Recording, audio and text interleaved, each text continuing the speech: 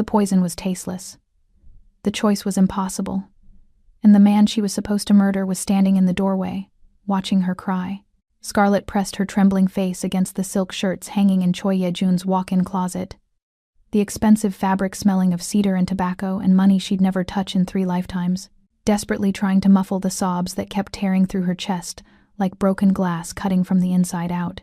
Her fingers were wrapped so tightly around the crystal decanter of whiskey that her knuckles had gone bone-white, and the small glass vial in her other hand, filled with powder that looked innocent as sugar but promised death as certain as a bullet, felt like it weighed more than her entire body, more than her soul, more than the 5 years she'd spent loving a little boy who was dying because she couldn't save him. When the door didn't just open but exploded inward, kicked off its hinges with a violence that sent splinters of wood skittering across marble, flooding the intimate darkness with harsh light that made her squeeze her eyes shut in pure, devastating mortification, Scarlett knew her carefully constructed world had just shattered beyond any hope of repair.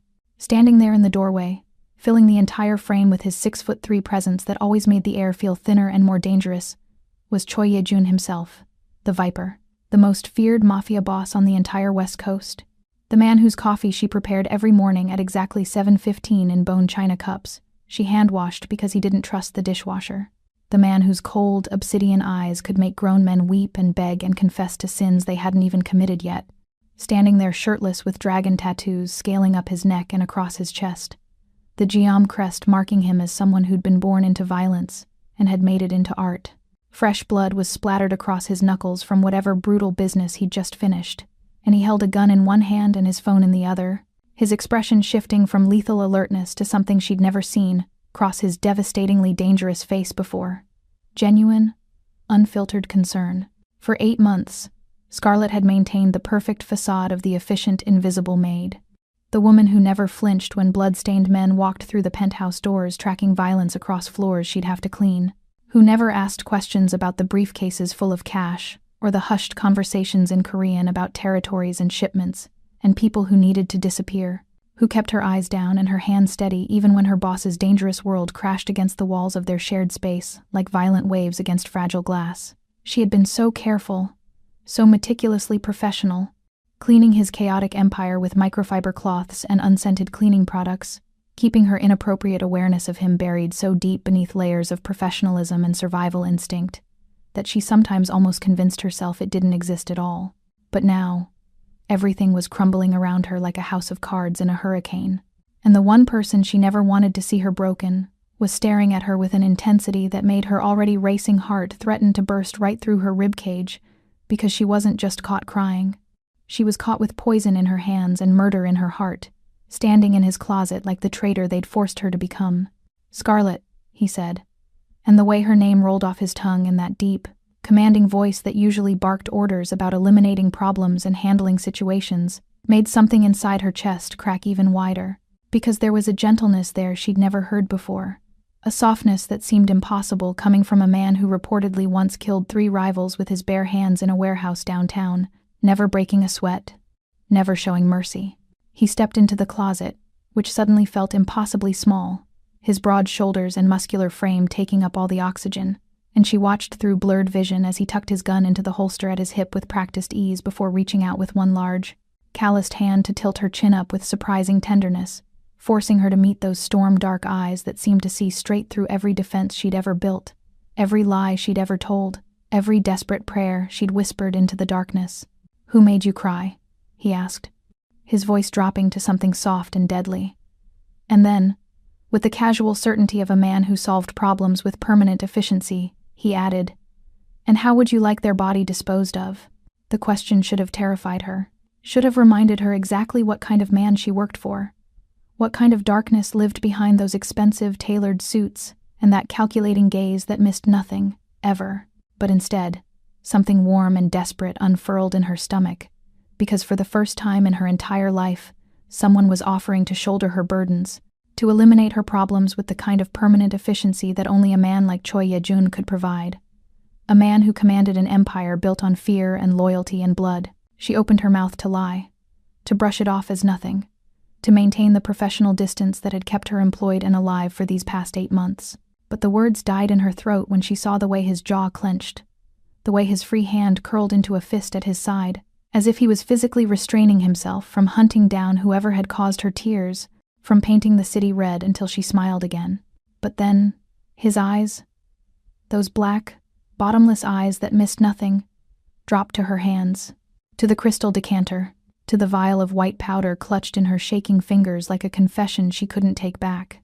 The air changed, went cold and sharp as a blade. "Scarlet," he said again, but this time her name sounded different, dangerous, like a question and an accusation and a threat all wrapped into 2 syllables.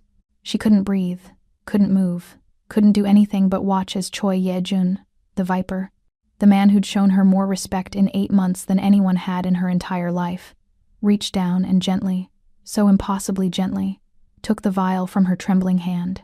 "Did they promise he wouldn't feel pain?" he asked, his voice soft as silk, deadly as poison. "Because they lied, Scarlet." And then, while she watched in absolute horror, he uncapped the vial, poured the white powder into the whiskey she'd been meant to serve him, and lifted the glass to his lips. "No!" The scream tore from her throat as she lunged forward, her hands reaching desperately to knock the glass away. But he was faster, always faster, catching her wrists with one hand while he drank with the other, his eyes never leaving hers as he swallowed down what should have been his death. The glass hit the floor, shattered, just like everything Scarlet thought she knew. But Choi Ye-jun didn't collapse, didn't gasp, didn't die. He just stood there, perfectly still, perfectly alive, watching her fall apart with an expression that was somehow tender and terrifying all at once. "I spent the last 5 years building an immunity to that specific toxin, Scarlet. Small doses, every day, just in case. But I didn't want to test my limits tonight. 3 days ago," he said quietly, releasing her wrists so he could cup her face in both hands, forcing her to look at him even though she wanted to disappear, wanted to die, wanted anything but this. "I swapped the poison in your purse. What you just watched me drink was sugar and water." Scarlet's legs gave out. Only his hands kept her upright. "I've been watching you, Jagi," he continued, using the Korean endearment that meant something precious, something cherished. "Watching you agonize every night over whether you could do it, whether you could actually kill me to save your son. And you know what I learned?" She couldn't speak, could barely breathe. His thumb brushed away a tear. "You couldn't. Even when they told you Leo would die screaming, even when they sent you pictures of him suffering, you couldn't pull the trigger. You'd rather watch your own child die than become a murderer." "Please," she whispered, the word breaking in her throat. "Please don't hurt him. He's only 5. He's innocent. If you want to punish someone, punish me, but please, hurt him." Something that might have been a smile, dark and possessive, curved Ye-jun's lips. He leaned down until his forehead rested against hers, until she could feel his breath against her skin, until there was nothing in the world but him and the terrible, impossible thing he was about to say. "Scarlet Miller," he whispered.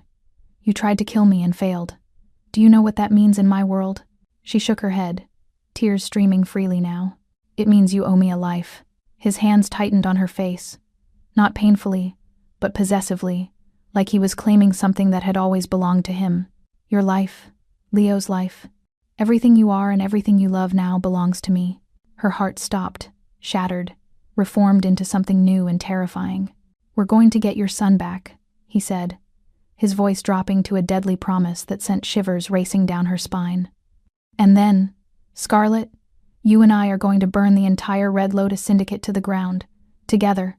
He pulled back just enough to look into her eyes, and what she saw there wasn't anger or betrayal, or even triumph. It was something infinitely more dangerous. It was obsession. "Welcome to the family, Jagi," Choi Ye-jun said, his smile sharp enough to cut. "Now let me show you what happens to people who threaten what's mine." But to understand how a maid ended up standing in a killer's closet with murder in her hands, you have to go back to 3 months earlier, when Scarlet Miller was just a desperate woman with a dying child and no options left. Back to the moment she walked through the doors of the GM Syndicate's headquarters and sold her soul for minimum wage and health insurance she'd never be able to use. Back to the day she met the Viper and learned that some men don't just kill you. Some men own you. And some kinds of ownership feel dangerously close to salvation. Welcome back, my fierce hearts and midnight dreamers. Before we dive in, make sure you're subscribed, hit that like button, and tell me where you're watching from. I love seeing our little dark romance family stretch across cities, countries, and time zones. Every click, every comment, every bit of love you leave here helps us keep unraveling these dangerous love stories and high-stakes betrayals together. So find your quiet place, dim the lights, and get ready. Let's begin. The bedroom hit me like a cold wave. All steel gray silk and floor-to-ceiling windows that framed Seattle's skyline like a postcard from hell. Rain hammered the glass in sheets, each drop catching the neon glow from below, turning the room into a kaleidoscope of red and blue shadows. My feet barely touched the marble floor as Yejun pulled me forward, his grip on my wrist neither cruel nor gentle, just absolute. The kind of touch that said you don't get to fall apart yet. I tried to wrench free anyway, my voice cracking. "Please. Leo needs his medication," they said if I didn't. The words dissolved into hiccuping sobs because my brain couldn't process it anymore. The poison that wasn't poison. The test I'd failed by not being a murderer. The way this man had swallowed death just to prove I was weak. Yejun released me so suddenly I stumbled, catching myself on the edge of a bed that could have fit 6 people. The sheets were black, because of course they were. Everything in this place screamed control. From the minimalist art on the walls to the single orchid on the nightstand. White and perfect, and probably more expensive than my entire year's salary. He moved to the window, his bare back to me, and I saw the full artwork for the first time. The dragon wasn't just on his neck, it coiled down his spine in obsidian ink, scales so detailed they seemed to shift with each breath. The geum crest sat at the base, a sword wreathed in thorns. His shoulders carried scars, thin white lines that spoke of knives that had gotten too close. Blood still streaked his knuckles, drying brown against golden skin. "You think I'm the monster?" he said, voice low enough that I had to stop crying to hear it. "You're standing in my home, sent to kill me, and you think I'm the villain in this story. You drank poison to mess with my head." The accusation burst out of me, sharp and desperate. "You could have just told me you knew. You didn't have to make me watch." He turned, and the city lights behind him made a halo of rain-fractured color around his silhouette. His face was all brutal angles, sharp jaw and sharper cheekbones, lips that looked carved from stone. But his eyes, God, his eyes were the worst part, dark and depthless. They didn't just look at me, they dissected me, peeling back every defense until I felt naked, despite my soaked uniform still clinging to my skin. "If I'd told you, you would have run. Warned them, gotten yourself killed in some alley before sunrise." He approached slowly, each step deliberate. A predator who knew his prey had nowhere to go. "The Red Lotus doesn't forgive failure, Scarlet. They needed to believe you tried. That you broke. That the poison was real, and I died screaming." He stopped 3 feet away, close enough that I could smell the copper penny scent of blood mixed with something darker, richer, bergamot and smoke. "So I gave them a performance, and you gave me the truth." My hands fisted in my stained apron. "What truth? That I'm a coward? That I can't even save my own?" The word son stuck in my throat, jagged and cutting, because Tyrell had made me lie. "Say he's your brother," he'd insisted. "They'll use a kid against you differently if they know he's yours. That you're not a killer." Yejun's voice softened, barely, just enough to feel like a caress instead of a command. "The Lotus sent dozens before you. Smiling waitresses, friendly drivers, a priest, once. They all tried. Some got further than others." His gaze flicked to a nearly invisible scar along his collarbone. None of them hesitated. "You did. Even with your brother dying, you couldn't pour the glass." "He's not." I bit my lip hard enough to taste metal. "Leo's 5. He has nightmares about dinosaurs, and he won't eat green beans, and he—" My voice shattered. "He's running out of time and you're playing games." Something flickered across Yejun's face, gone too fast to name. He moved past me to the wall, his fingers finding a seam I hadn't noticed. With a soft click, a panel slid open, revealing a bank of monitors that hummed to life with cold blue light. The air left my lungs. 6 screens, 6 different angles. One showed the penthouse living room, the same room I'd vacuumed yesterday, now empty and dark. Another showed the building's lobby. The third made my knees buckle. Leo's hospital room. The image was grainy but clear enough to see the rails on the bed, the IV stand, the monitors tracking vitals in neon green lines. And Leo, tiny and fragile under white sheets, his brown skin ashen against the pillow, his hand curled around the stuffed bear I'd won at a carnival 2 years ago when everything was still okay. But he wasn't alone. A man sat in the chair beside the bed, broad-shouldered and still, with something dark resting across his lap. It took my brain a second to register it as a gun. You. I couldn't form words. You have someone guarding him? 3 people. Yejun's voice came from behind me, close enough that his breath stirred my hair. Rotation every 8 hours. The Red Lotus owns the hospital administration, but they don't own the night nurses or the parking garage. My men have been inside since the day they moved him there. I spun, and suddenly he was right there, inches away, his chest a wall of ink and muscle and heat.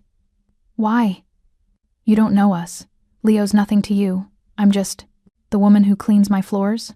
He tilted his head, studying me like I was a puzzle missing pieces. You think that's all I see? His hand rose, and I flinched before I could stop myself. He froze, jaw tightening, then deliberately, slowly, reached past me to tap a command on the screen.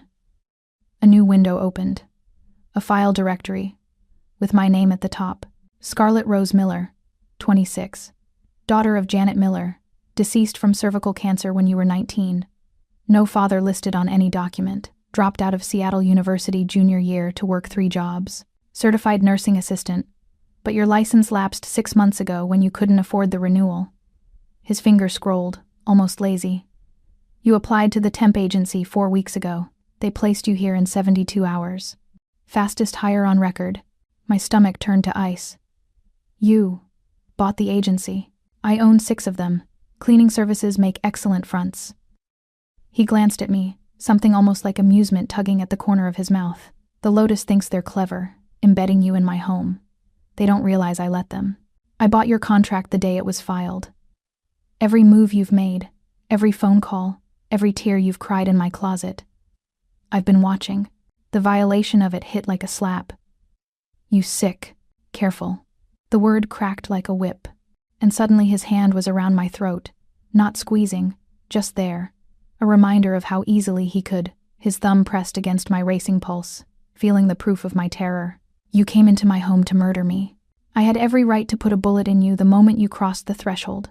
Instead, I protected you. I kept your son alive when the Lotus would have killed him the second you outlived your usefulness. So before you call me sick, ask yourself who the real predator is here. Tears burned, hot and shameful.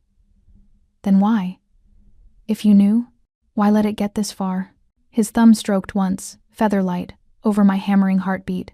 The tenderness of it was worse than violence. Because I needed to know if you were one of them, or if you were just a desperate mother backed into a corner. His eyes searched mine, and for the first time, I saw something beneath the ice. Something raw and almost human. You're not Lotus. You're collateral damage, and I don't let them break innocent things in my city. He released me, stepping back, and I gasped even though he hadn't been choking me. My hand flew to my throat, feeling the ghost warmth of his palm. Get some sleep, he said, nodding to the bed. Tomorrow we start cleaning up your mess. My mess? I laughed, high and brittle. You mean the part where a crime syndicate poisoned a child to blackmail me into killing you? That mess? No. Yejun moved to a side door. A closet, a bathroom, I didn't know. The part where your brother sold you both out for 30 pieces of silver. That mess. He disappeared inside, leaving me standing in the dark with the monitors glowing like cold stars, and Leo's sleeping face flickering on the screen. So close and yet a world away. My brother, Tyrell, who'd promised to take care of Leo while I worked doubles. Tyrell, who'd called me sobbing 2 weeks ago, saying the Lotus took him. Tyrell, who'd held my hand at Mama's funeral and sworn we'd survive this together. The denial rose like bile, but Yejun's words had already planted the seed, and I could feel it taking root in the cracks of my trust. Rain lashed the windows harder, and somewhere in the city below, my son slept under the watch of strangers, while I stood in a killer's bedroom, drowning in silk and secrets. I walked to the window, pressing my forehead against the cold glass, and whispered to my reflection, "What have you done, Ty?" The city didn't answer. It never did. Morning came like a betrayal, gray light seeping through the curtains, soft and apologetic, as if the sun itself was ashamed to rise on what this day would bring. I hadn't slept. How could I? With Leo's face burned into my retinas, and the phantom weight of Yejun's hand still warm against my throat. I'd curled up on top of the black sheets, shoes still on, uniform still damp, and watched the monitors until my eyes burned. Watched my baby boy breathe. Watched the guard change at 4 a.m. A woman this time, compact and lethal looking, who checked Leo's 4 with the efficiency of someone who'd done this before. The door opened without a knock. Yejun entered carrying a tray, dressed now in black slacks and a crisp white shirt, sleeves rolled to his elbows. The dragon's head peeked out from his collar, and in the pale light, he looked less like a mobster and more like some dark prince from a twisted fairy tale. Eat. He set the tray on the nightstand. Tea, rice, grilled fish. The smell made my stomach clench with hunger I'd been ignoring for days. I'm not hungry. You will be. He pulled a folder from under his arm, thick and official looking, and dropped it on the bed beside me. After you read that, I stared at the folder like it might bite. What is it? The truth about your brother. He moved to the window, hands in his pockets, giving me space that somehow felt more suffocating than his proximity. Open it, Scarlet, or spend the rest of your life wondering if I'm lying. My hands shook as I reached for it. The folder was warm from where it had been tucked against his body, and that small intimacy made my skin prickle. Inside, photographs, bank statements, security footage stills. The first photo showed Tyrell walking into a building I didn't recognize, brick and neon, with a red lotus flower glowing above the door. A casino. The timestamp read 3 months ago, 2 weeks before Leo got sick. My mouth went dry. The next image showed him at a poker table, chips stacked high, laughing with men whose faces were blurred but whose suits screamed money and violence. Another timestamp. 1 month ago. No. The word came out strangled. Ty doesn't gamble. He wouldn't. Keep going. I flipped pages with numb fingers. Bank statements in Tyrell's name, showing deposits I knew he couldn't have earned driving for rideshare. Withdrawals in cash, large and frequent. Then a receipt. A debt settlement agreement with Red Lotus Holdings, dated 2 weeks before Leo's diagnosis. The amount paid, $50,000. The method of payment, information brokerage. Target, C.Y.J. Vulnerability assessment. C.Y.J. I whispered. Choi Yejun. He sold me out first. Yejun's voice was flat, factual. Told them about the temp agency, about how you'd applied because you were desperate, about Leo. He turned to face me, and his expression was terrible in its gentleness. They didn't randomly choose your son, Scarlet. Tyrell gave them the blueprint. The folder slipped from my hands, photos scattering across the black sheets like gruesome confetti. One landed face up. Tyrell shaking hands with a woman in red, her face sharp and elegant, older, with silver streaking through black hair pulled into a severe bun. The Lotus Queen, Yejun supplied. My grandmother. That snapped my head up. Your what? It's a long story. He crossed to the bed, crouching down so we were eye level, and even through the shock, some distant part of my brain registered how beautiful he was up close, all sharp edges and dangerous grace. The short version. She hates that I took over the GM syndicate from my father. Hates that I refused to play by the old rules. Hates that I won't marry the woman she chose. So she built an empire to rival mine, and she's been trying to kill me for 2 years. And my brother owed money, got desperate, made a deal. He picked up the photo, studying it with clinical detachment. He told her about you, about Leo. She synthesized the disease in a lab, custom made to need a specific antidote she controls. Then she offered you a way to save him. All you had to do was poison me. The room tilted. I gripped the edge of the bed, breathing hard, because the pieces were coming together and the picture they formed was so much worse than I'd imagined. Tyrell. He knew they'd use Leo like that? Yejun's silence was answer enough. No. I stood up so fast the tray clattered. No, he wouldn't. He's my brother. He helped raise Leo. He was there when... My voice cracked. He held him when he was born.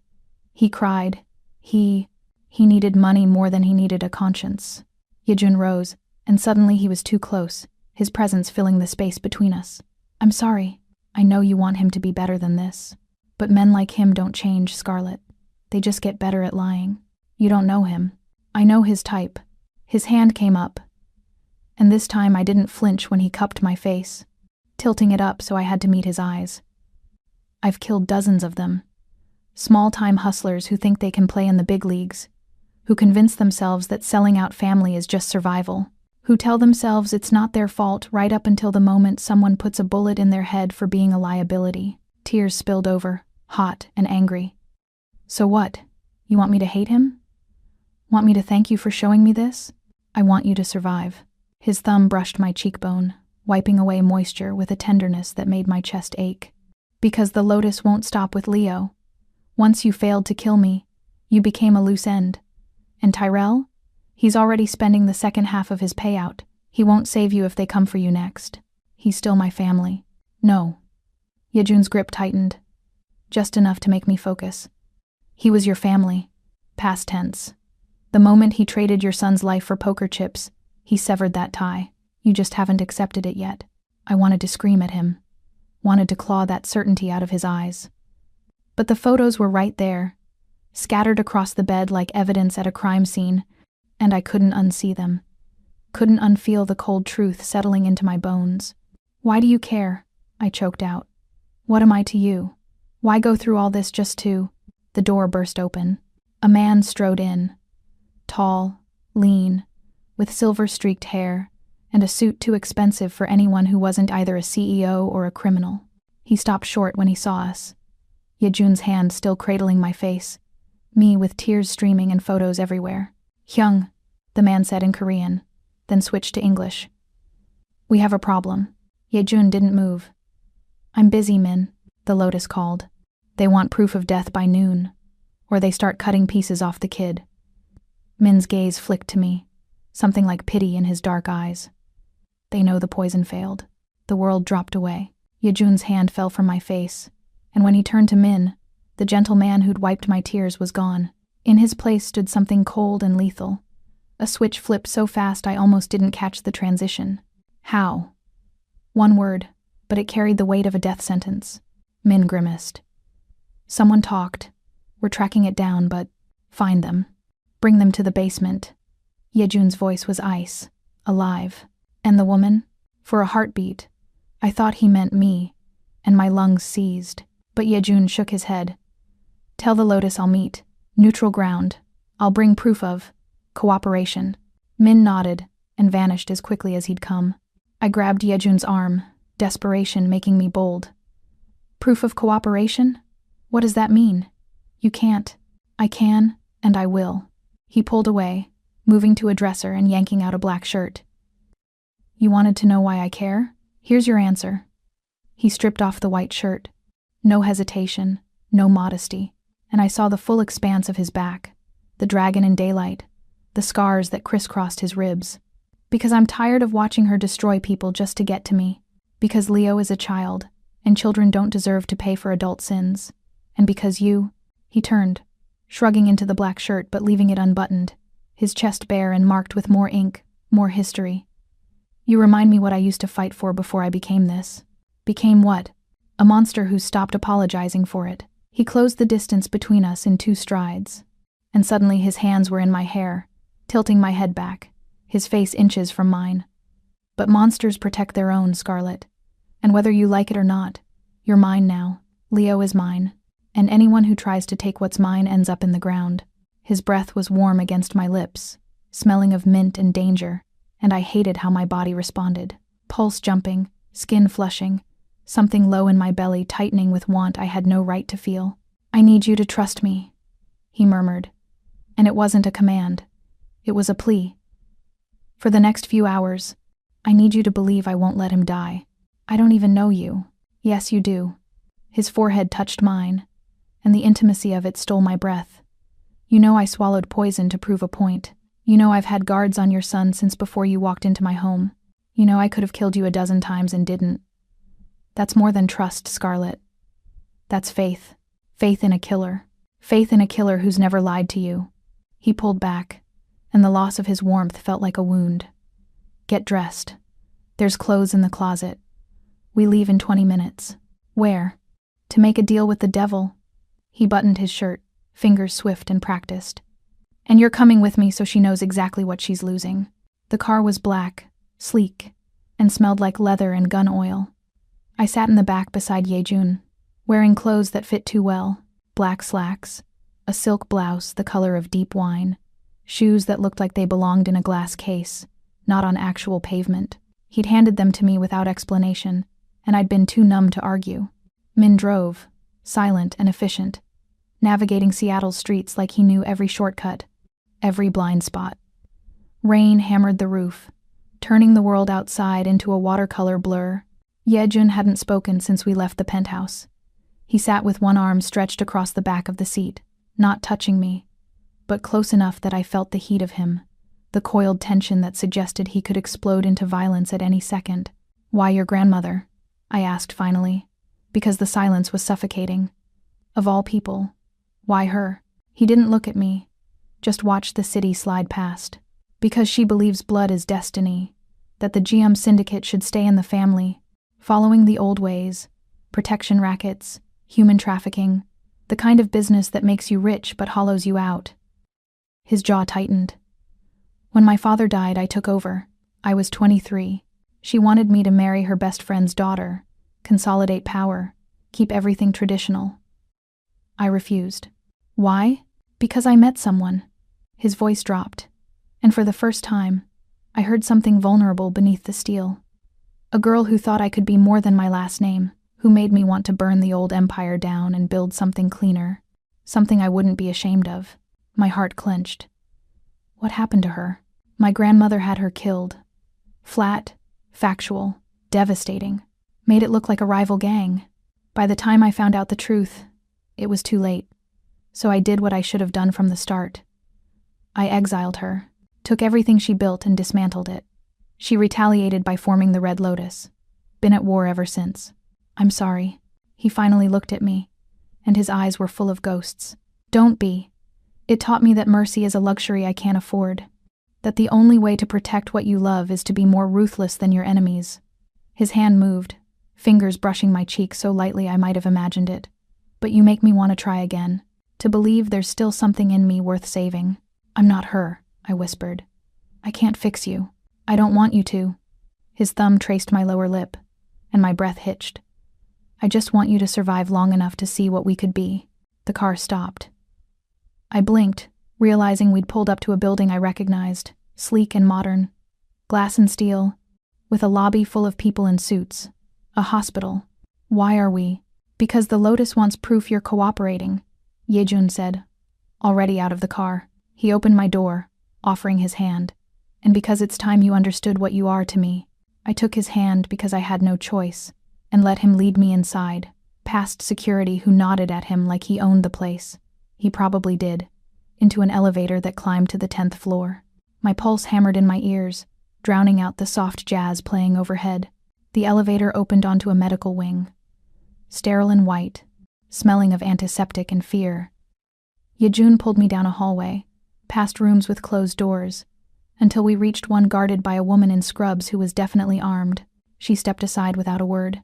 Inside, the room was dim, curtains drawn, medical equipment beeped softly, and in the bed, "Leo!" I lurched forward, but Yejun held me back. "Don't wake him. He needs rest." My son looked so small, swallowed by white sheets, an IV trailing from his tiny arm. But his chest rose and fell steadily, and his color was better than the last time I'd seen him, less gray and more like the warm brown I loved. "I don't understand," I breathed. "You moved him?" "This morning. After the Lotus made their threat, Yejun released me, and I stumbled to Leo's bedside, taking his small hand in mine. It was warm, alive.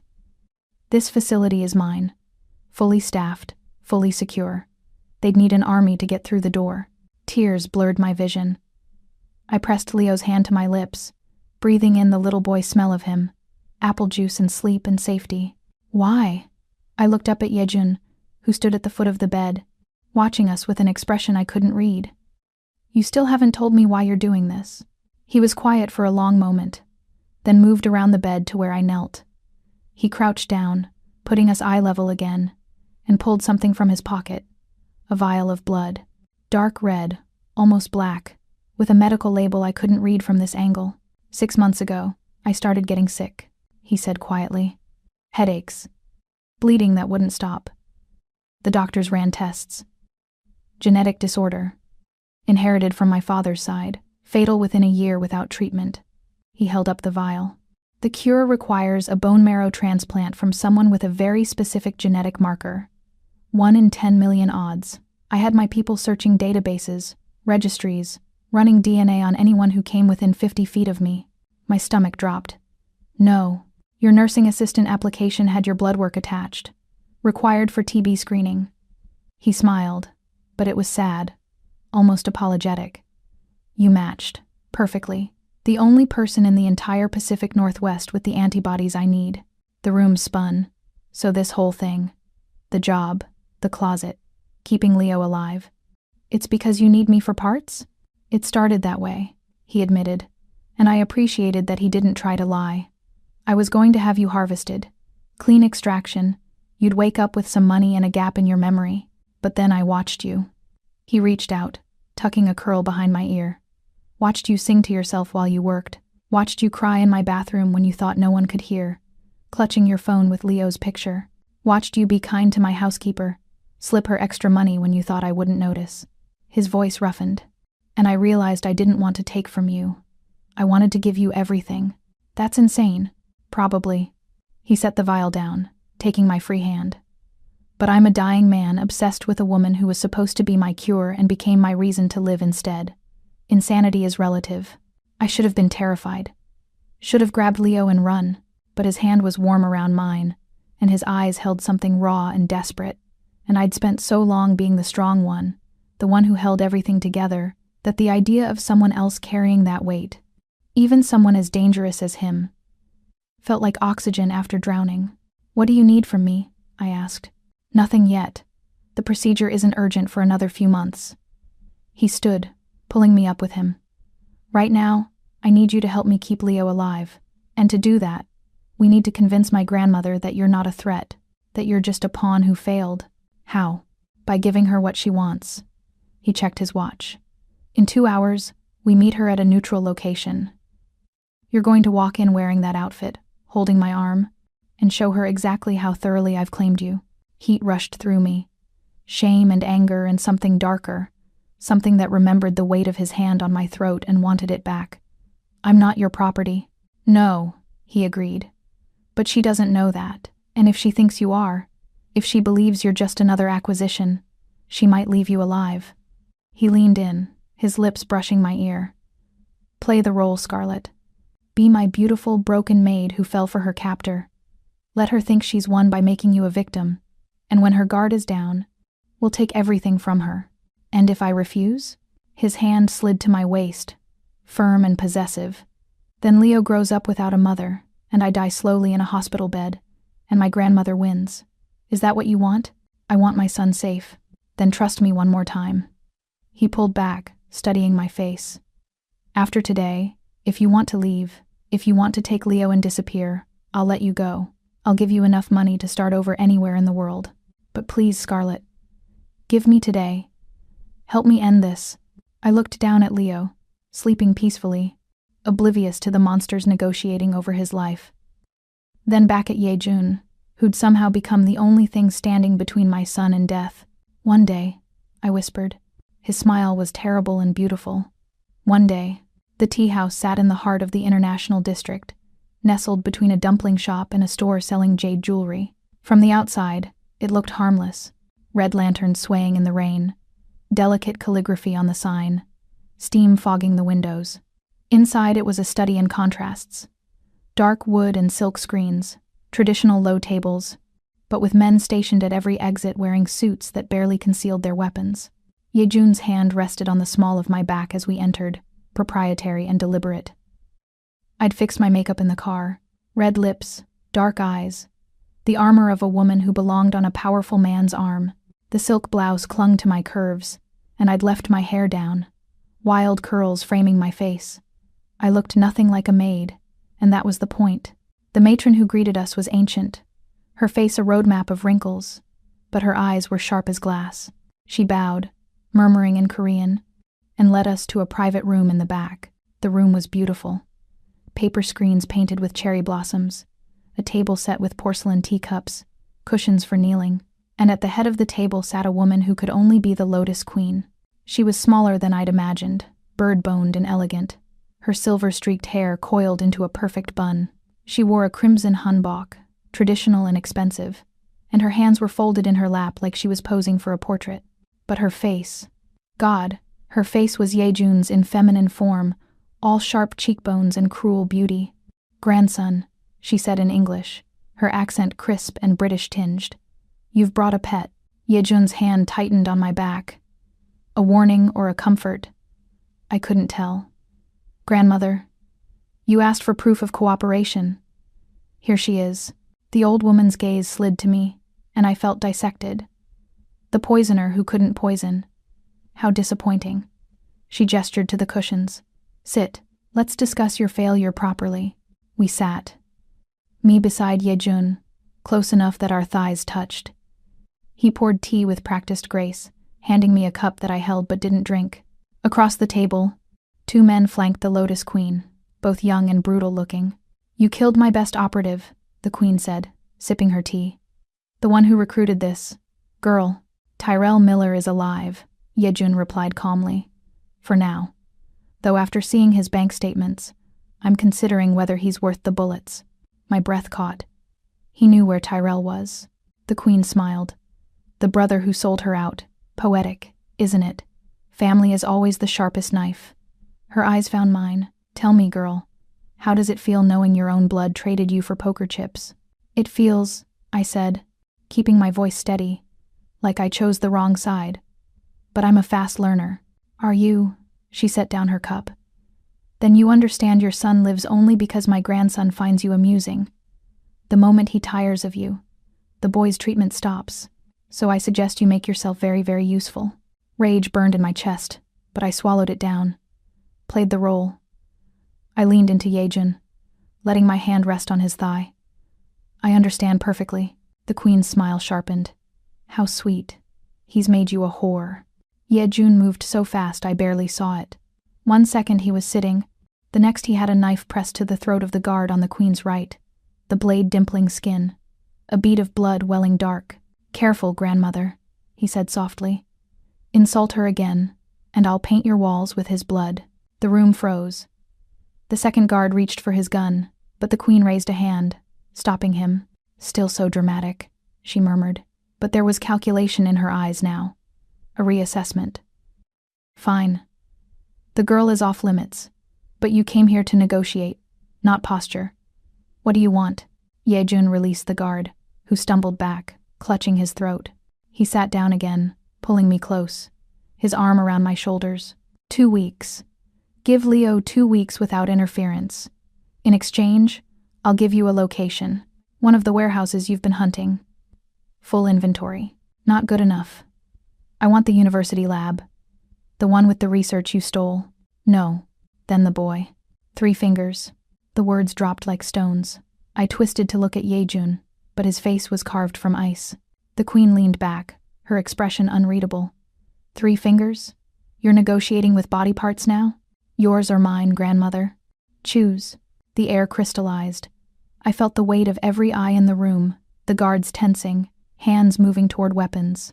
But Yejun sat perfectly still, his arm heavy across my shoulders, his breathing even, like he'd just offered her tea instead of mutilation. "You've grown theatrical," the Queen said, but something flickered in her eyes. Respect or fear? I couldn't tell. "Your father would be ashamed. My father's been dead 5 years. He doesn't get a vote." Yejun's fingers traced absent patterns on my shoulder, the touch intimate and deliberate, making a statement. "But if you want to discuss family legacy, we can talk about how you poisoned your own grandson to maintain control.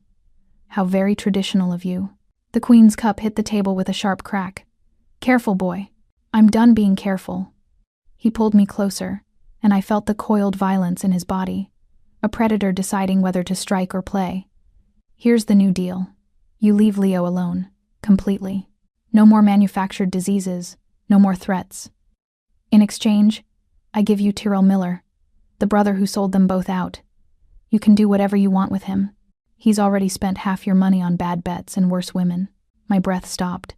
Tyrell. He was offering up my brother like currency. "And why would I want a failed gambler?" the Queen asked, but her interest sharpened. "Because he knows things." Yejun's voice dropped, intimate and deadly. About your operation. About how you synthesized the disease. He was in your labs, grandmother. You got careless. Let him see too much while you were grooming him as an asset. He's a liability now, and you know it." The Queen's face remained placid, but the guards shifted. "Attell, you're bluffing." "Am I?" Yejun pulled out his phone, tapped something, and held it up. Security footage played, grainy but clear enough. Tyrell, walking through what looked like a pharmaceutical facility, talking to someone in a white coat. The timestamp was from 2 months ago. He's been singing to the DEA for 3 weeks now. Immunity deal pending. Unless, of course, he disappears before the paperwork goes through. I couldn't breathe. Couldn't process. My brother was a federal informant? My brother had seen the lab where they made Leo sick. The Queen studied the phone, then Yejun's face. Whatever calculation she was running ended with a slow nod. "Bring me Tyrell Miller, alive and unspoiled, and you get your 2 weeks. But after that, the boy's treatment stops unless you give me the university research." "Deal. And one more thing." The Queen's gaze slid to me, cold and assessing. "She stays here, with me, as collateral." Every muscle in Yejun's body went rigid. "No. Then we have nothing to discuss." The Queen folded her hands. "You want me to believe she's just your whore? Prove it. Leave her behind. If she means nothing, you'll get her back in 2 weeks with the boy. If she means something." A cruel smile. "Well, then I'll know exactly how to hurt you." The room tilted. I felt Yejun's heart hammering against my side, his arm tightening until it almost hurt. "Grandmother," he said, and his voice was soft, gentle even, the kind of soft that preceded carnage. "If you touch her, I will kill you. Not exile, not imprisonment. I will put a bullet in your head and scatter your ashes in the ocean, so there's nothing left to bury with honor. Do you understand?" The Queen smiled. "So she does mean something. How sweet." She gestured to her guards. "Take her." Everything happened at once. The guards moved. Yejun exploded from his seat, a gun appearing in his hand so fast I didn't see where it came from. But the Queen was faster. She had a gun too, pointed not at Yejun but at me, the barrel cold against my temple before I could scream. "Sit down, grandson," she said pleasantly. "Or I paint the walls with her beautiful face." Yejun froze, his weapon aimed at the guard's head, his eyes wild. For the first time since I'd met him, he looked afraid. "You won't kill her," he said. But it sounded like a prayer. "Won't I?" The Queen's finger moved to the trigger. "She's nothing. Replaceable. There are other bone marrow matches if we look hard enough. Other maids. Other desperate mothers. But there's only one Guillaume heir. And I will not let you waste yourself on. I'll give you the research." The words tore out of Yejun, ragged and desperate. "All of it. Everything you want. The university lab, the formulas, the test subjects. Just let her go." The Queen paused. "Everything?" "Everything." Slowly, she lowered the gun. "You just valued her life over your entire empire. I hope she's worth it." She gestured, and her guards stepped back. 2 weeks. Bring me Tyrell and the research data. If either is missing, I come for all 3 of you." Yejun grabbed my hand and pulled me toward the door, his grip brutal enough to bruise.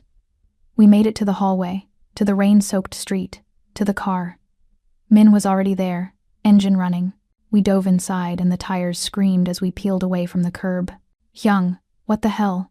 Min started. "Drive," Yejun snarled. The city blurred past. My ears rang. I stared at Yejun's profile, at the muscle jumping in his jaw, the white-knuckle grip on his knee. "You gave her everything," I whispered. He didn't look at me. "I gave her nothing she can use. The research is encrypted. She doesn't have the key. But you said..." I lied. Now he did look at me, and his eyes were black fire. "I would have said anything to get you out of that room. Do you understand? Anything." The car hit a pothole and I lurched forward. Yejun caught me, his hands cradling my face, and suddenly we were too close, breathing the same air, the space between us charged with something electric and terrifying. "She could have killed you," he said, and his voice cracked. "She could have pulled that trigger and you would have been gone and I would have." He stopped, jaw clenching, fighting for control. "I can't do this without you. I thought I could. Thought I just needed your blood, your antibodies. But it's more than that now. You've gotten under my skin and I don't know how to cut you out. Then don't, I breathed. His forehead dropped to mine, and we stayed like that. Two broken people holding each other together in the back of a speeding car while rain hammered the roof and the city tried to kill us. 2 weeks, he murmured. We get Leo. We finish this. And then you decide if you want to stay in my world or burn it down behind you. I closed my eyes, feeling the heat of him, the impossible safety of his arms. What if I want to burn it down with you still in it? His laugh was dark and broken. Then we'll make beautiful ashes, Jaggi. The car swerved, and Min's voice cut through. We've got a tail. 3 cars. Red Lotus. Yejun pulled away, his mask sliding back into place. He checked his gun, then handed me a smaller one from the glove box. Do you know how to use this? I thought of Leo, of Terrell's betrayal, of the Queen's gun against my head. I took the weapon. I'll learn fast. His smile was savage and proud. That's my girl. The warehouse district was a graveyard of rust and broken dreams. Shipping containers stacked like coffins, puddles reflecting neon from the distant port. Min killed the headlights and we coasted to a stop behind an abandoned truck, its tires long since stripped. They're boxing us in, Min said, watching the rear view. 2 behind, 1 circling to cut off the north exit. Yejun stared out at the maze of metal and shadow. How many men? At least 9, maybe 12. Min's hand was steady on his weapon. We could punch through, lose them in the side streets, and lead them straight to the safe house where Leo is. Yejun shook his head. No, we end it here. My heart kicked against my ribs. End it how? He looked at me then, really looked, and I saw the calculation happening behind those dark eyes. Saw the moment he made a choice that would break something between us. Do you trust me? He asked. I should have said no. Should have demanded an explanation. But my mouth opened and said, yes. Then when we get out of this car? You're going to run. North exit. Past the blue container, there's a fence with a hole cut in it. On the other side is a 24-hour laundromat. Lock yourself in the bathroom and don't come out until I text you it's clear. I'm not leaving you. You are. His hand found mine, fingers lacing tight. Because what I'm about to do, you can't be here to see. You'll hate me for it. Maybe forever. But you'll be alive to hate me, and that's all that matters. Before I could argue, he kissed me. Hard and desperate, his mouth claiming mine with a hunger that tasted like goodbye. When he pulled back, my lips were bruised and my chest was caving in. Run, Scarlet. Don't look back. Don't look. He was out of the car before I could stop him, Min following, their guns drawn. I scrambled out my side, the rain immediately soaking through my silk blouse, turning it cold and clingy. Choi Yejun. A voice boomed from somewhere in the dark. The Queen wants a word. Yejun spread his arms wide, making himself a target. Then tell her to come say it to my face, instead of sending errand boys.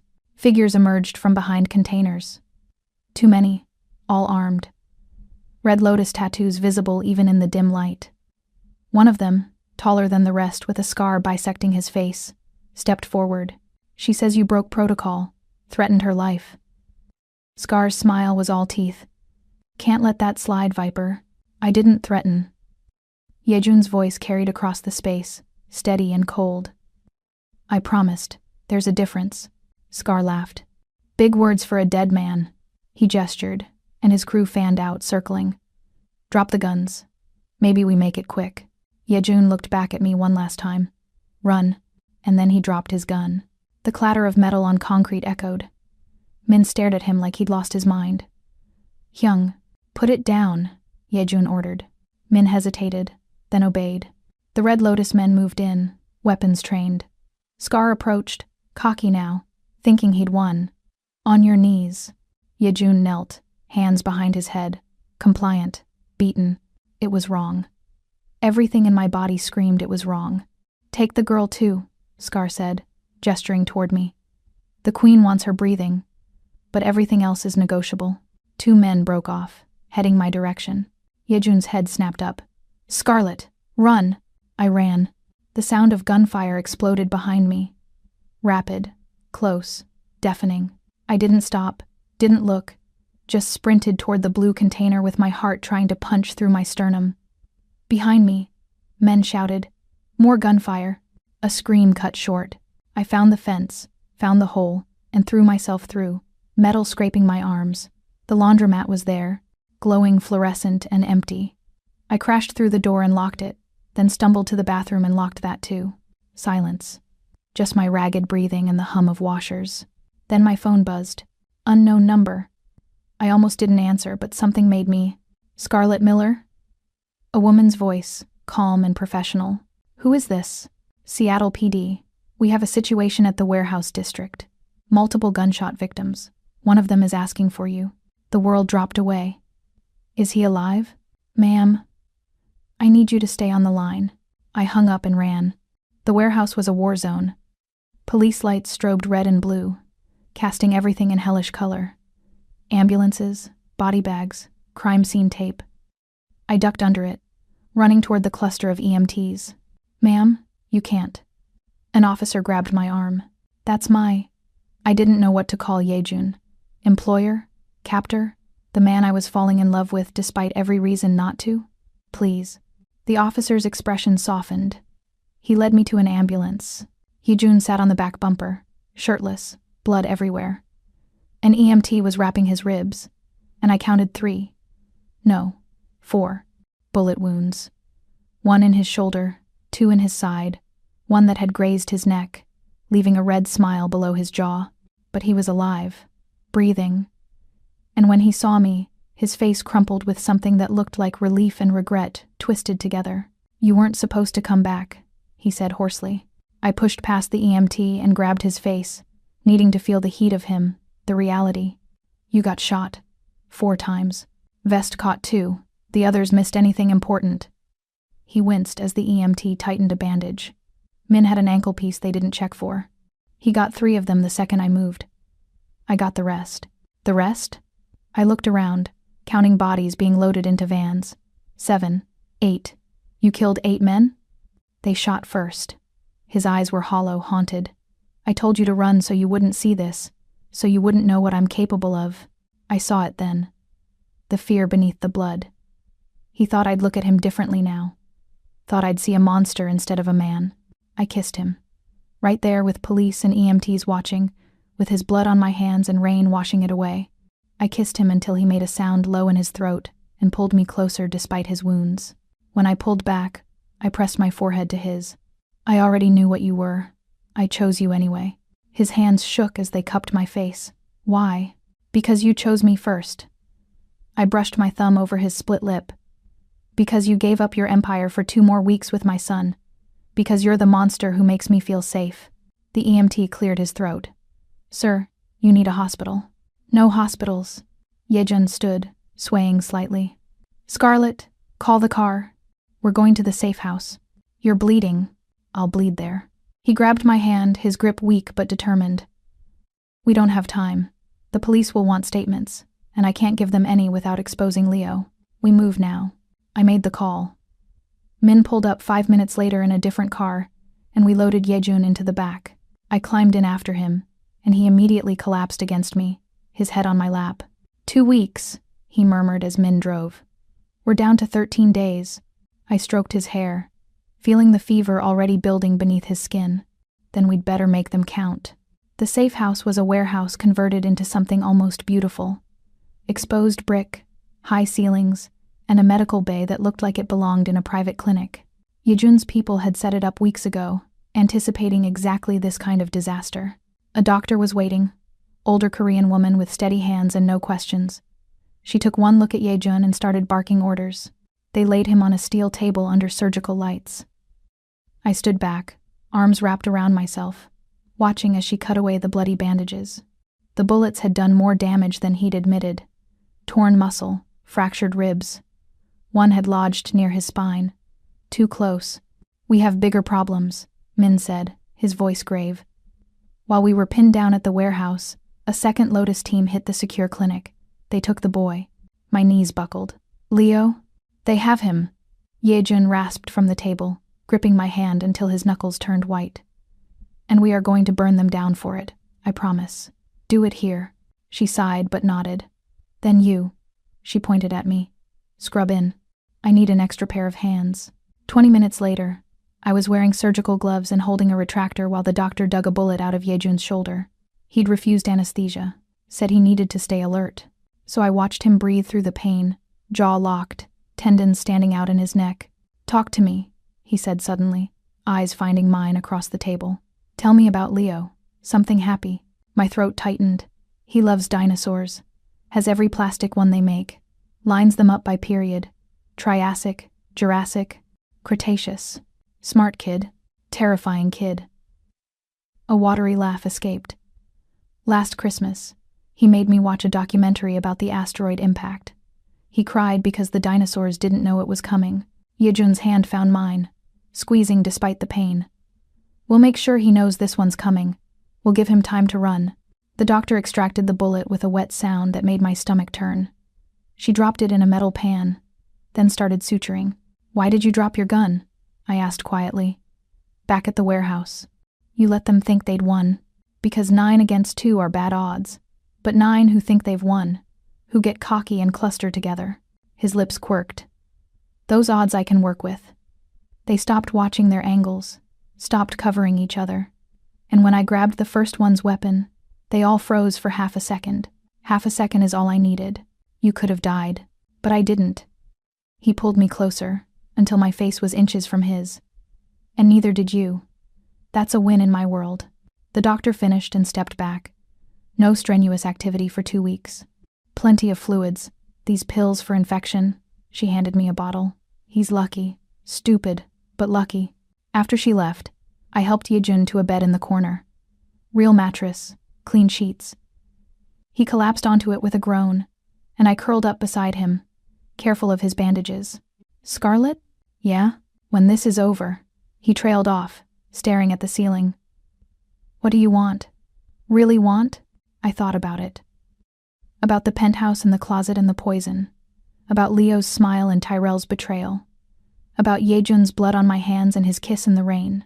"I want Leo safe," I said finally. "And I want to stop looking over my shoulder. I want to wake up one morning and not wonder if today's the day someone takes him away. And me." His voice was barely a whisper. "Do you want me?" I lifted my head, meeting his eyes. "Yes. Even though I shouldn't. Even though you're dangerous and violent and you kill people. I want you." Something in his face cracked open. "Then we finish this. Together. And when it's done, I'll give you the safest life I can build." "I don't need safe," I said. "I need real." He pulled me down for a kiss, slow and deep. His hand tangled in my hair. "You're the realest thing I've ever had." We fell asleep like that. 2 broken people holding onto each other in the dark, while outside the city churned with violence and rain. I woke to voices. Yejun was still asleep, his breathing deep and even. But from somewhere in the warehouse came the sound of arguing, Min's voice, sharp and urgent, and another man's, unfamiliar. I slipped out of bed and crept toward the noise, following it to a back room lit by monitors. Min stood with his arms crossed, facing a thin man in zip ties and a bloody nose. Tyrell. My brother looked up and saw me. His eyes went wide. "Scar. Oh, thank God. You have to." "Shut up." The words came out flat and cold. I walked closer, studying him. He looked smaller than I remembered. Weaker. "Min. Why is he here?" "Boss's orders. We picked him up 3 hours ago from a motel downtown." Min gestured to the screens, which showed traffic cam footage. He was about to run, had a bag packed, fake ID, cash. I looked at Tyrell. "Where were you going?" "Mexico." He at least had the decency to look ashamed. "I was gonna send for you and Leo once I got settled." "I swear. You sold us out." My voice shook. They showed me the receipts, Ty. $50,000. That's what we were worth to you. I didn't have a choice. He lurched forward, and Min shoved him back down. "I owed people, Scar. Bad people. They were gonna kill me. So you let them kill Leo instead? He was supposed to be fine. They said it was just to scare you, make you cooperate. I didn't know they'd actually." His voice broke. "I'm sorry. I'm so goddamn sorry." I stared at him, this stranger wearing my brother's face, and felt nothing. No anger, no grief. Just a cold, empty space where love used to be. "Min," I said quietly, "where's Yejun taking him?" "To the Queen. As payment for the 2 weeks." Tyrell went pale. No, no, Scar, please. You can't let him. They'll torture me. They'll. Good. I turned away. Maybe you'll finally understand what Leo's been going through. Scarlet! His scream followed me back through the warehouse. I'm your blood. You can't just. I stopped, looked back. You stopped being my blood the day you sold my son. Now you're just meat. I left him screaming and went back to Yejun, who was awake now, watching me from the bed. You heard? I asked. Every word. He held out his hand. Come here. I climbed back into bed, and he wrapped himself around me despite his injuries. Does it make me a monster? I whispered. That I don't care what they do to him? No. His lips brushed my temple. It makes you a mother, and monsters protect their young. 11 days later, we stood outside a mansion in the hills above the city. Victorian architecture, all gables and stone, with gardens whose upkeep could swallow an average yearly income whole. The Red Lotus stronghold. Yejun had healed fast. Too fast, the doctor said. But he'd ignored her and started training the day his stitches came out. Now he stood beside me in a black suit, looking every inch the crime lord, while I wore a dress that was more weapon than clothing, red silk that clung and a slit high enough to hide the knife strapped to my thigh. Last chance to stay in the car, he said. Not happening. Min handed us earpieces. Teams in position. North and south exits covered. But boss, she's got at least 30 people in there. If this goes bad, then we die expensive. Yejun checked his gun one last time. Ready? I thought of Leo. Still in the medical bay at the safe house, getting stronger every day. Thought of the antidote we'd synthesized from my blood. The cure that was finally working. Thought of the life waiting on the other side of this nightmare. Ready. We walked up the drive. The front door opened before we reached it, and a man in a suit gestured us inside. The foyer was all marble and chandeliers, elegant and cold. The queen waited in what looked like a throne room. High-backed chair, tapestries, the works. She wore white today, like a bride or a corpse. Tyrell knelt beside her, alive but changed. Yejun had delivered him to her 10 days ago, fulfilling his end of the bargain, and the time in her care had broken him completely. Bruises colored his face, and his left hand was wrapped in bandages missing 2 fingers. I felt nothing. Grandson, the queen said pleasantly. You brought my research. Yejun held up a flash drive. Everything you asked for. I stared at the small plastic rectangle. The drive was encrypted, useless without the key he'd admitted to me he didn't have. He wasn't trading information. He was buying time. Leo's treatment ends tomorrow, he said, his voice steady. We're done. Almost done. She gestured, and guards moved into position. Too many. I need one more thing. We had a deal, and I'm amending it. She stood, gliding down the steps. The research is useless without the encryption key. Give it to me. Her voice cracked, losing its composure. She coughed, a wet, rattling sound that I recognized from Yejun's worst nights. She was sick. The hereditary rot was killing her too, and she'd destroyed her own family to steal the cure. Give it to me, she wheezed, or your maid watches her son die on video. A screen flickered to life behind her. Live feed. The safe house medical bay. Leo's bed, empty. The queen frowned. What? Yejun tapped his earpiece, listening to a voice only he could hear. Assets secure, he murmured. Then he looked at his grandmother with a smile that was all teeth. He's not in the safe house, grandmother. He was in your basement, and my team just cut him loose. Explosions rocked the mansion. Before she could process the betrayal, north and south wings blew simultaneously. North and south wings, simultaneously. The lights died. Emergency generators kicked in, bathing everything in red. Yejun smiled. You should have taken the deal. Chaos erupted. His people poured in through the smoke, Min leading them, armed and efficient. The queen's guards returned fire, but they were in a crossfire, and within 30 seconds half of them were down. I ran for Tyrell.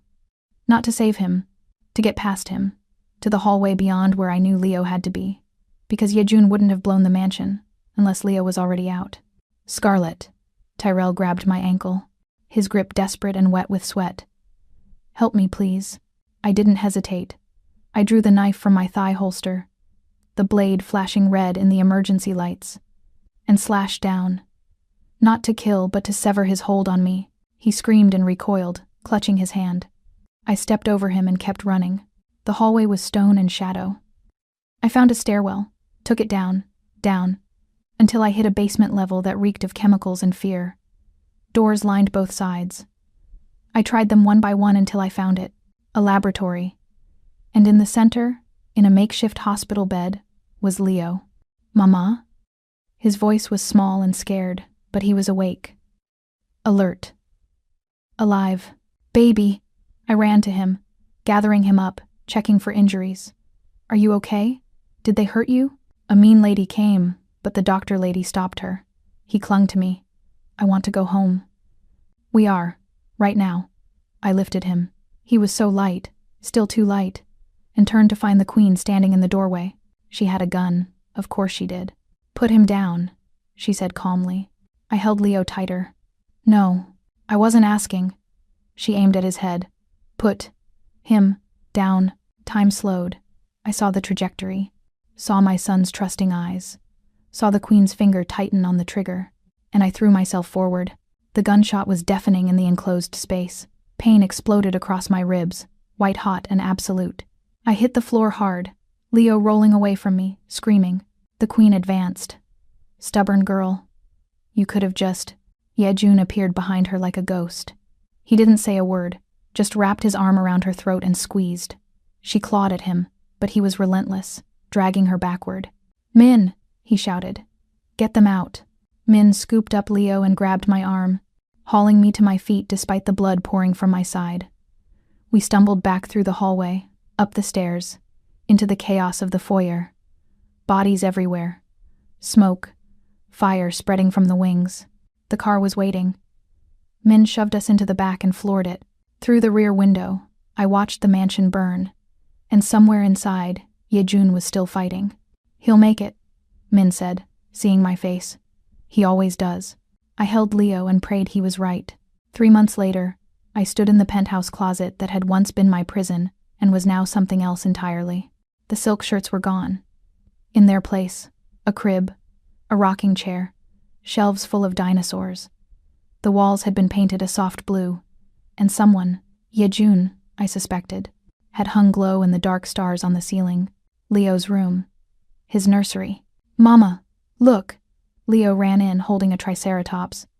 "Uncle Min got me a new one." "That's beautiful, baby." I caught him, pulling him into a hug. He felt solid now. Real. The toxin was gone, flushed from his system by the antidote we'd synthesized from my blood. It was the same procedure that had cleared Yejun's genetic markers last month. 1 extraction from me, 2 lives saved. My hip still ached sometimes from the marrow extraction 3 months ago. A dull throb when it rained, but holding my healthy, laughing boy made every second of that pain feel like a blessing. His hair was growing back thick and curly, and his smile could light up the city. "Where's Yejun?" he asked. "Right here." The voice came from the doorway, and my heart did its familiar stutter. Yejun leaned against the frame, shirtless in sweatpants, his scars on full display. The dragon tattoo had been joined by new ink. A lotus flower on his ribs, delicate and red, with my name hidden in the petals. He'd gotten it the day we buried the Queen's ashes in the ocean, fulfilling his promise. "Can we watch the dinosaur movie?" Leo asked, already running to him. "The one where they all die?" Yejun hoisted him up. "Your mom cries every time." "I do not." "You do." He grinned at me over Leo's head. "But it's cute." They disappeared toward the living room, and I followed, stepping out of the closet and into the light. The penthouse had changed. Less cold, more lived in. Photos on the walls. Leo's artwork, snapshots of us at the park. The beach. Living a life I'd never thought possible. Yejun had stepped back from the Geum syndicate, handing daily operations to Min while he focused on legitimate businesses. We weren't clean. Would never be clean. But we were cleaner. Safer. I found them on the couch, Leo already asleep against Yejun's chest.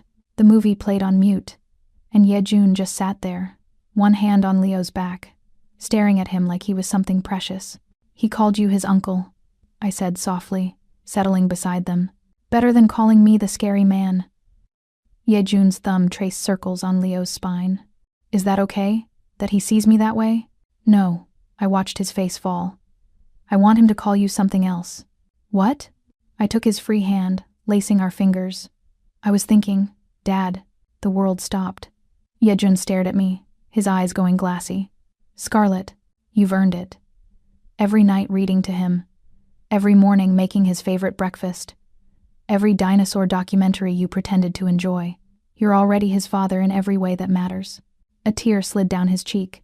Just one, but it was enough. I don't deserve this. Either of you. Probably not. I kissed him, tasting salt and promise. But you're stuck with us anyway. He pulled me closer. Leo nestled between us. And we sat like that while the movie played. 3 people who'd found each other in the dark and chosen to build something beautiful in the light. Outside, the city glittered. Inside, we were home. And for the first time in my life, I wasn't afraid of what tomorrow would bring. Because tomorrow, I'd wake up next to a monster who'd become a man, a son who'd beaten death, and a closet that had been transformed from a place of tears into a nursery full of dreams. The poison was gone. The choice was made. And the man I'd been supposed to murder was teaching my son the names of all the dinosaurs, his deep voice rumbling with laughter as Leo sleepily corrected his pronunciation. This was my empire now. Not built on fear or blood, but on second chances and stubborn love, and I'd burn the whole world down to protect it.